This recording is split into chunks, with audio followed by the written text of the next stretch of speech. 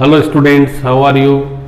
आज फिर नए वीडियो के साथ कक्षा 11th एवं 9th के वीडियो में पुनः एक साथ बनाने जा रहा हूँ। आशा है आपको वीडियो बहुत पसंद आएगा। अगर आपको मेरा वीडियो पसंद आए तो अपने दोस्तों से भी मेरे चैनल को सब्सक्राइब कराएं, उन्हें भी शेयर करें और मेरे वीडियो को लाइक करें। आज का जो अपना टॉपिक है वो है वेग। प्रश्न लिखें, वेग किसे कहते हैं। प्रश्न है अपना, वेग किसे कहते हैं। बच्चों बहुत सरल तरह से बता रहा हूं, जो भी इस वीडियो को देखेगा वेग कभी भी नहीं भूलेगा। वेग किसे कहते हैं, है ना, किसे कहते हैं। इसका मात्रक है ना, लिखो। फिर आगे एक समान वेग, एक समान वेग, फिर वापस असमान वेग, ठीक है ना। और औसत वेग को समझाओ, औसत वेग को समझाओ, है ना। तो ऐसे अपने पास बहुत सारे प्रश्नों को हमने मिला दिया है। तो सबसे पहले वेग किसे कहते हैं। मैंने आप लोगों को पढ़ाया था विस्थापन, पढ़ाया था। विस्थापन मतलब क्या होता है, दो बिंदुओं के बीच की लीस्ट डिस्टेंस या दो बिंदुओं के बीच की न्यूनतम दूरी को हम क्या कहते हैं, विस्थापन कहते हैं, ठीक है ना।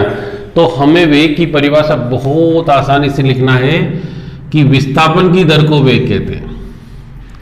क्या बोला मैं, विस्थापन की दर को क्या कहते हैं बच्चों, वेग कहते हैं। देखो कितनी सिंपल डेफिनेशन है।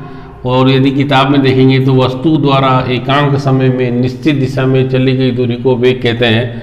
हम चूंकि ये इतना लिख देंगे तो भी अपना वेग बन जाएगा। इसे v द्वारा दर्शाया जाता है, v द्वारा दर्शाया जाता है, ठीक है ना।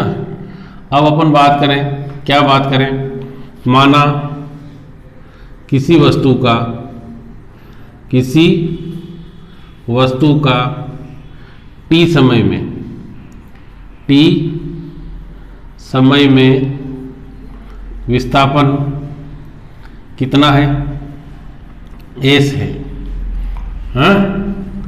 तो यहां लिखेंगे वेग v बराबर विस्थापन s बटा समय t।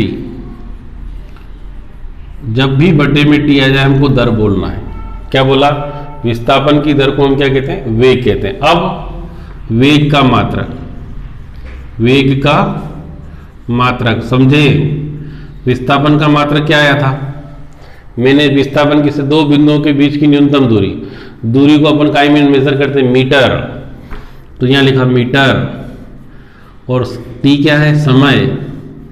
तो कितना आ जाएगा, मीटर गुणित सेकंड की घात -1, ठीक है ना।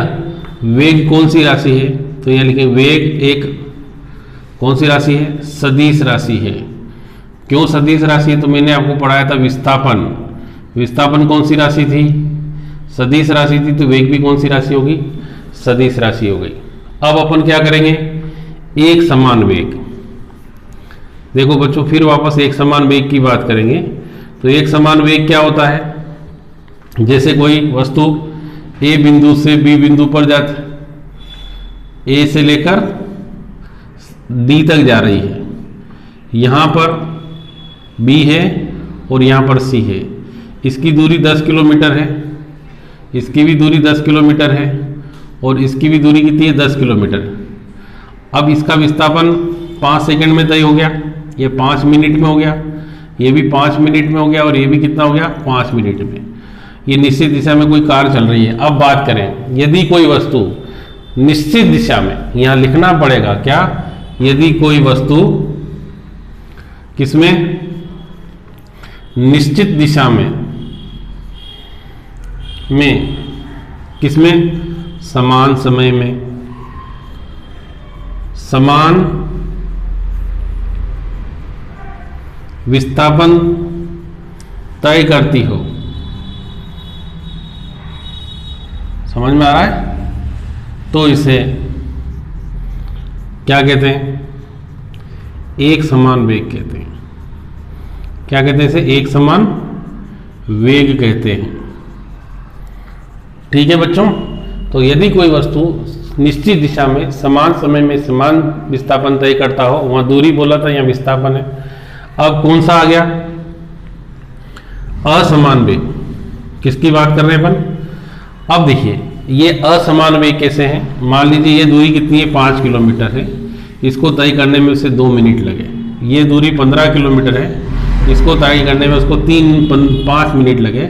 और ये दूरी 8 किलोमीटर, इसे तय करने में उसे मान लीजिए 3 मिनट लग गए। प्रत्येक दूरी अलग अलग है, प्रत्येक विस्थापन अलग अलग है और इनका समय भी अलग अलग है। तो हम बात करेंगे यदि कोई वस्तु निश्चित दिशा में असमान समय में असमान, क्या लिखेंगे?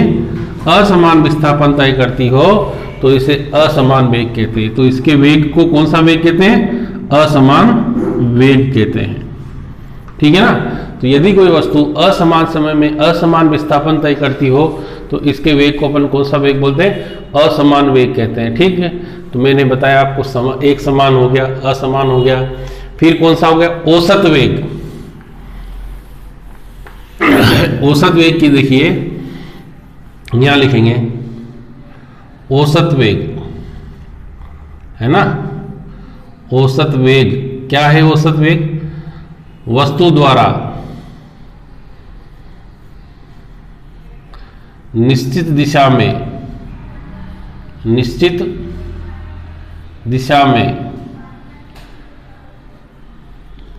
है ना, तय कुल विस्थापन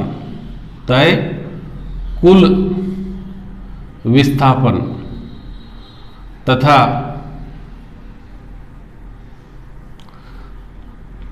कुल समय के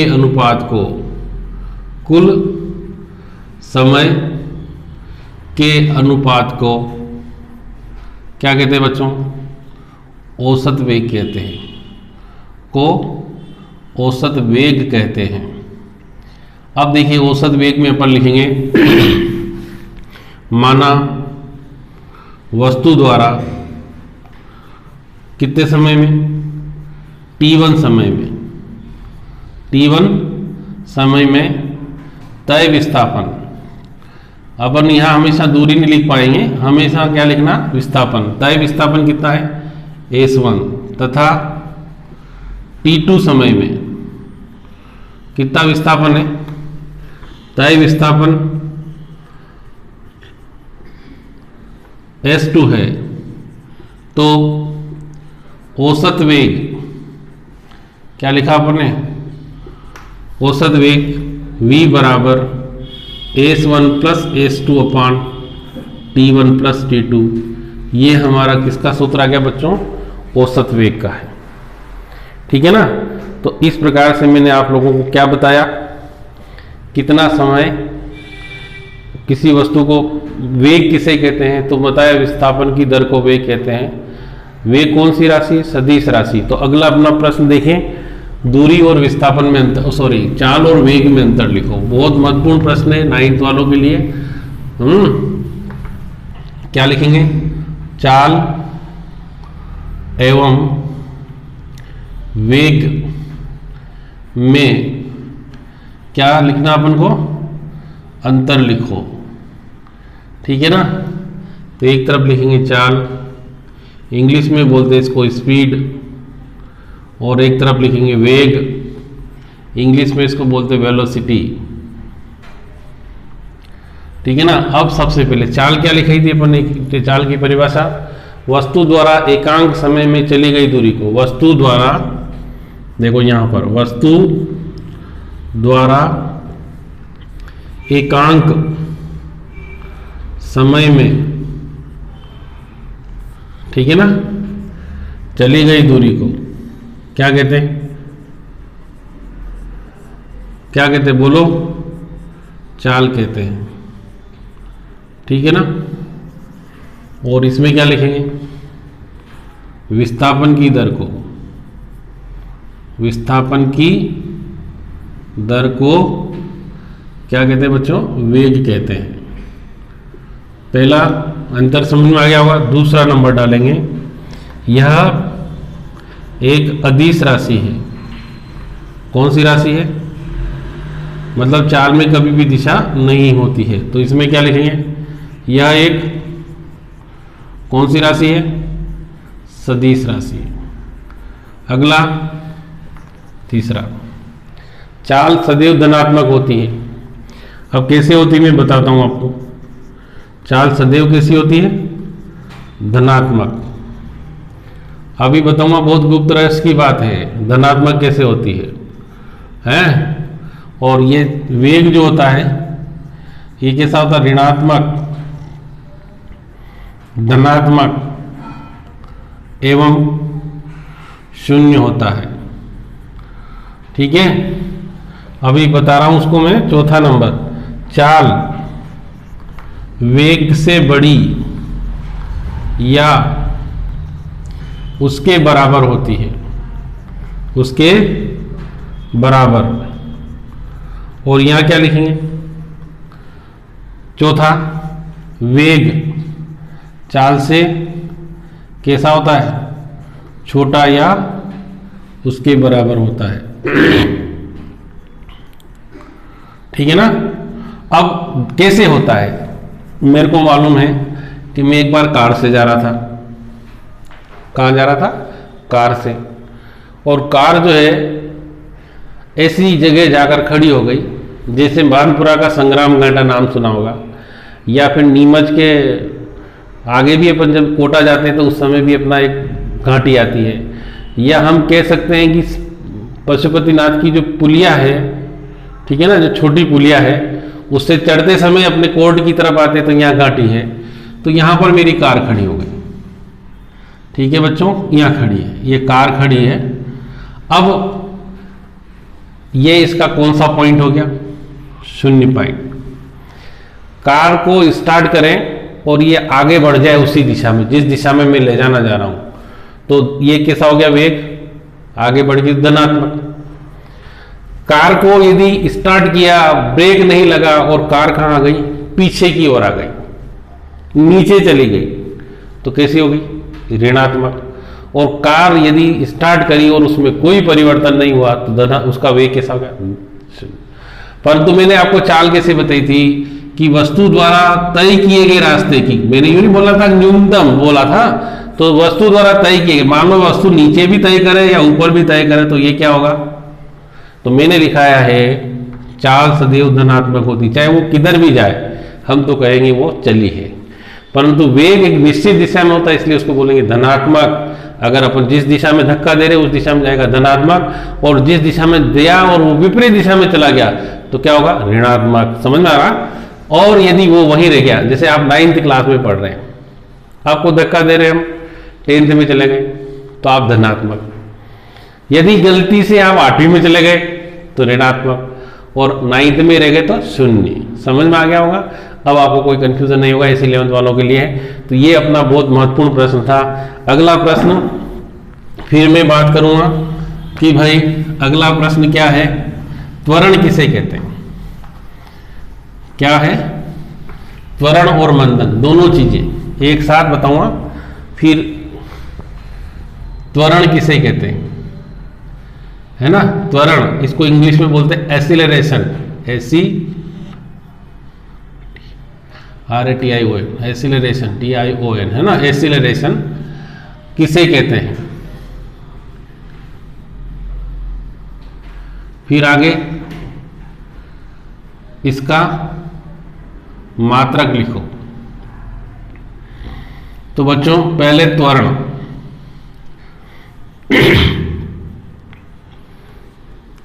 है ना, तो ये एक चिन्ह होता है साइंस में, इसको बोलते हैं अंतर।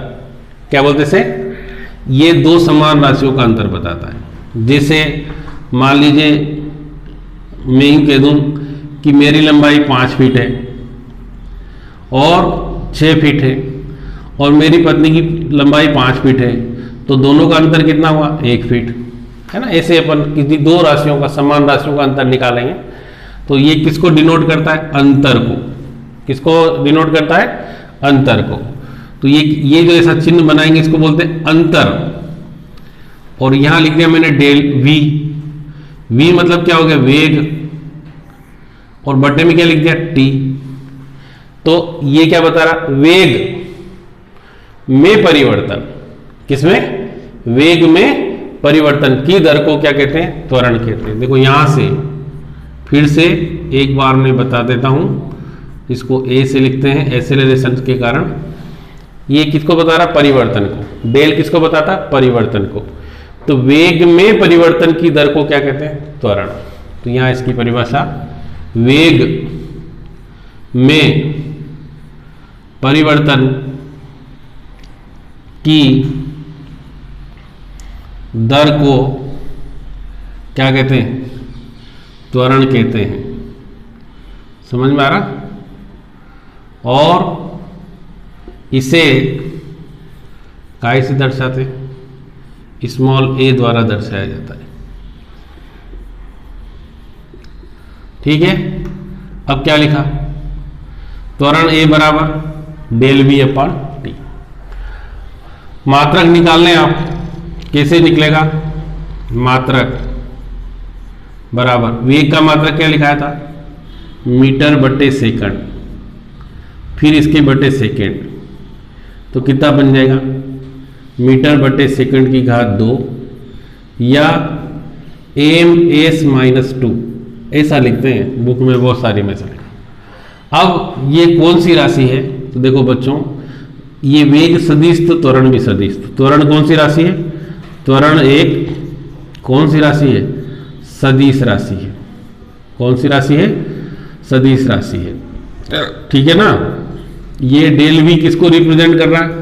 दो वेग में अंतर को, है ना। ऐसे अपन कह सकते हैं कि v2 माइनस v1, दो कारें चल रही है, उन कारों के वेग के अंतर को डिनोट करता है। ठीक है। अब एक और उन्होंने बोला था मंदन, इसको बोलते हैं रिटार्डेशन। इंग्लिश में इसका वर्ड है रिटार्डेशन। मंदन किसे कहते हैं? मंदन तो यदि त्वरण ऋणात्मक हो जाए, जैसे वेग प्रति सेकंड बढ़ता जाए, हर सेकंड वेग बढ़े, तो इसको बोलते हैं त्वरण। और प्रति सेकंड उसका वेग घटने लग जाए तो इसको बोलते हैं मंदन। अब एग्जांपल देखिए, ऊपर से एक पत्थर गिराएंगे, बहुत ऊंची मीनार से गिराएंगे तो प्रति सेकंड उसके वेग में वृद्धि होगी, और नीचे से पत्थर को फेंकेंगे तो प्रति सेकंड उसके वेग में कमी होगी। तो जो ऊपर जाता है उसके वेग में कमी होती है, और जो नीचे आता है उसके वेग में वृद्धि होती है। तो बच्चों हमेशा ध्यान रखना कि जो धनात्मक परिवर्तन होता है वेग में उसे त्वरण कहते हैं, और जो ऋणात्मक परिवर्तन होता है उसको मंदन कहते हैं। तो कितना क्या लिखेंगे? ऋणात्मक त्वरण को, किसको? ऋणात्मक त्वरण को क्या कहते हैं? मंदन कहते हैं। समझ में आ गया होगा? ऋणात्मक त्वरण को मंदन कहते हैं। ये इसको -a से लिखते हैं, इसका मात्रक भी वही बन जाएगा मीटर प्रति सेकंड का 2, और ये भी एक सदिश राशि है। तो आज मैंने जो आप लोगों को 3-4 क्वेश्चन पढ़ाए हैं बहुत अच्छे से देखें। उसके बाद मैं आपको एक प्रश्न और हल करा रहा हूँ, उसके बाद कल 2 अगले प्रश्न हल कराऊंगा। तो ये बहुत महत्वपूर्ण है, जो यहीं तक ठीक है। हाँ चलो ठीक है, आगे के प्रश्न में कल बात करूंगा। तब तक के लिए 9th वाले बच्चे अधिक से अधिक मेरे वीडियो को शेयर करें, और अपने दोस्तों से भी बोलें कि मेरे चैनल को सब्सक्राइब करें। यदि आप लोगों को अच्छा रिस्पांस मिला तो निश्चित ही मैं फिजिक्स के वीडियो और बहुत अच्छे से बना करके आप लोगों तक पहुंचा सकूँगा। तब तक के लिए सभी को धन्यवाद।